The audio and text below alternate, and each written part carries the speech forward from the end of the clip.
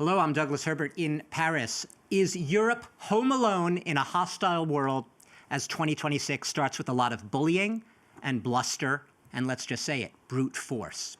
Now, after Venezuela, the White House has confirmed that Donald Trump is discussing, quote, a range of options to acquire Greenland. I didn't say seize, I said acquire, but it includes the option of military force. Now, not long ago, the thought of seizing Greenland would have seemed like a total joke. No one here is laughing anymore, here in Europe, that is. And I want you to first take a listen to what French President Emmanuel Macron said in the past couple of days. Greenland is a territory under Danish sovereignty. It will remain so, and I know that the Americans will continue to work with us for peace and security in Europe. Well, here with me today, well, one of us is here and one is in Rome. First, let's start with Nicolas Tenzer. Nicolas Tenzer, you are a foreign policy expert. You are also an author, sort of a global geopolitical philosopher, if you will. You have a blog called Tenzer Strategics. And you also, as our viewers see, now that's in French, it's called Our War. That's your next book to come out. And it is, I'm told by you, going to be translated into English for our viewers, but it's sort of a roadmap for where we go, the world goes in geopolitics in the years to come.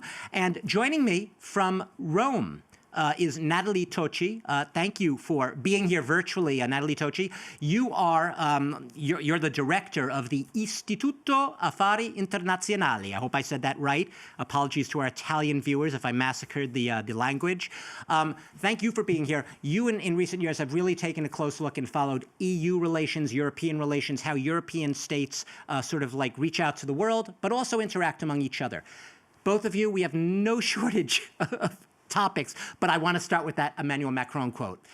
Nicolas Tenzer, we heard Emmanuel Macron there basically trying to push back, at least in words, against the idea of Donald Trump seizing Greenland. Can Europe do anything if the U.S. decides to go ahead and acquire, seize, whatever word you want to use? Can they do anything about it? I think we have a lot of means, I think, to retaliate. I'm not talking about military means. Certainly we want, enter a war with the US. That should be just absurd. But we have a lot of means. We have a lot of regulations that we can impose to the US that could harm the US. For instance, we have the Coalition Act, in the EU. We can reinforce also the DSA and DMA regulations regarding the big tech. We can also regulate more the IA. We can have also some commercial measures, towards the US and other countries. We can block also some products coming from the US. We have the means, but the question is, do we have the will to impose this kind of regulation? Because for the moment, you saw, we were very soft or very mild vis-à-vis the US. And I think that's the true problem of the EU right now. And Natalie Tocci, I just want to put this to you. Europe has the means, Nicolas Tenzer says, but the problem is, isn't it in a sort of delicate situation? Europe needs Donald Trump on side for Ukraine right now, to support Ukraine. It needs those security guarantees, the backstop from the US. But how can it have that without riling Donald Trump and saying no to him on Greenland? Can it do two things at the same time? Well, the thing is, and perhaps the paradox, is that indeed, we keep on saying, well, we can't because we need the US and Ukraine. Well, no, we can't because of NATO. But these things have already been completely smashed by the United States of America, right?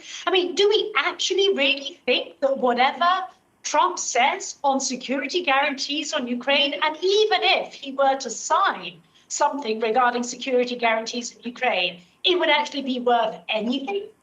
We have seen basically over the course of the last year, the US siding with Russia time and time again. And now we are seeing the United States basically threatening a NATO ally. Now, if being a member of NATO, which Denmark is obviously not enough of a security guarantee to prevent the United States eventually from pursuing military action, what are we actually talking about? Thinking about U.S. security guarantees for Ukraine. So, I mean, I think that things have gone way past the point where, we can be deluded into thinking that somehow by backing off and flattering and perhaps even a little bit self-humiliating ourselves vis-a-vis the U.S. administration, we're actually going to gain something. Yeah, so Nicola, I'll ask you the same question for Vladimir Putin. Is there any potential peace settlement that would be anywhere vaguely acceptable to a Russia that has said it will not allow a plan that it allows Ukraine to continue with its army, to continue in its current state? Well, let's be very clear. First of all, there is absolutely no appetite of Putin for peace or even ceasefire. He doesn't want peace. No, he doesn't want. And I mean, the very aim of Mr. Putin is, of course, to fully put Ukraine under his jokes, to continue, his crimes, war crimes, crimes against humanity, crimes You've called them genocide. You've called it genocide. Perfectly documented. Yeah. And then certainly to target Europe, one way or another. And I think all the talks that we are witnessing, they are just, a kind of shadow theater. They are completely meaningless because we perfectly know we are talking about security guarantees, about the coalition of the willings, etc., etc. But it's for the future that will never happen. And then I think the problem is very concretely. Of course, we cannot trust Mr. Trump, or we cannot trust the U.S. anymore. That's perfectly clear. Because, of course, we cannot trust Mr. Trump. But even if we had, Biden administration like new administrations, do you really think that if, Estonia or Latvia or Lithuania is attacked, they will send boots on the ground to protect? We are alone. Europe is alone. But if I may just end on that, if we consider the military spendings of Europe, they are already 3 times more than the military spending of Russia. And yet, and so we are not a small power. Europe must be assertive. We must not be ashamed ourselves. And Nicola Tenzer, I'll just remind our viewers, you have written that there is no other way forward but for Putin's Russia to be defeated militarily on the battlefield. Natalie Tocci, so what do you make of that? Is it a waste of time? All the talk, all the reporting, the headlines about the coalition of the willing, the meetings, the coordination, Ukraine, Europe, the U.S. Is it a waste of time, or does Europe have to go through these motions? Absolutely. These efforts will fail. I think there's no question about it. This is not a war that is going to end in the long term in a compromise. This is an imperial war. This is not a sort of civil war. It's not an ethno-political conflict. This is an imperial war. And in history, imperial wars have ended with the victory of either one side or the other, right? You either manage to colonize or you don't manage to colonize, right? It's really rather black and white. So does this therefore mean that we Europeans should simply say, well, no, what the US is doing is completely idiotic and just kind of call it a day? I think the only reason why it's worth going through the diplomatic dance is that one thing is to have the United States basically not on your side, and another is to have the United States squarely on the other side, right? So at the moment, the instinct of the Trump administration is to side with Putin. The only reason why it hasn't done so completely is, on the one hand, because the Europeans have been trying, and the Ukrainians, have been trying to somehow keep channels of communication open, but on the other hand, because Putin has been consistently overstepping the mark. If there is a logic to the diplomatic dance, it's not because we're going to expect an outcome from it, but simply because it would be, as Europe alone, one thing is to have Europe alone with the US to one side, and one thing is to have Europe alone against Russia and the United States at the same time. Dmitry Medvedev, Russia's former president, and also known for his real anti-West bashing, he said in the past few days that after Venezuela, Washington has no grounds to reproach Russia anymore. That the United States has burned its bridges where if it had any moral authority. Can Europe maybe, if not militarily for now, step into that moral authority role? I think that it should. The problem is that when it comes to morality, we haven't been doing spectacularly well recently, right?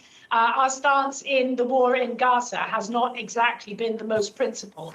And let me say also our reaction to the US's toppling of the Maduro regime, illegitimate as that regime was, has not actually been stellar. Yes, we now and then make reference to international law, but we have not, with the exception of a very few countries, we have not actually openly condemned the US's attack as being illegal, right? So I think and we haven't done it because we deep down think, on the one hand, we don't want to irk the Trump administration, and the other hand, at the end of the day, Venezuela was allied with Russia, with China, so maybe it's not a bad thing.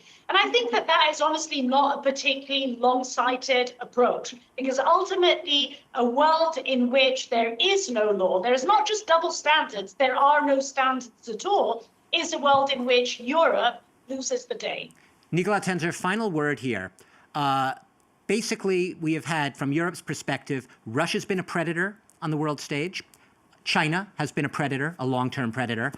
The US now, fair to say, is a third predator. Yes, but I think that Europe, certainly is a big power, and that has to respect and to comply with the principle of the rule of law. I mean, that's the very legitimacy of Europe. But, I said before that Europe was alone. Maybe it's not fully alone, because we have Canada, we have Japan, we have South Korea, we have Australia, we have New Zealand, we have some other country, also some African countries, some Latin American countries. And I think we have to build this kind of alliances between all the small and medium powers who are able to resist the pressures of the so-called big power. But Russia is not a big power. That's basically, it's a kind of dead sun. Certainly, that it will disappear from the face of the world.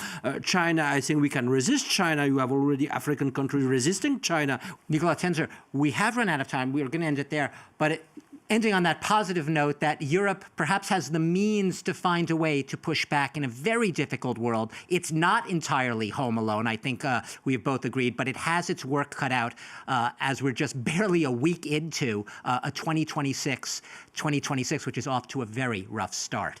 I'd like to thank all of you for watching our debate today, a debate that's going to continue throughout this year and I suspect many years to come on Wither Europe in a very rocky world. You've been watching Talking Europe here at The Debate.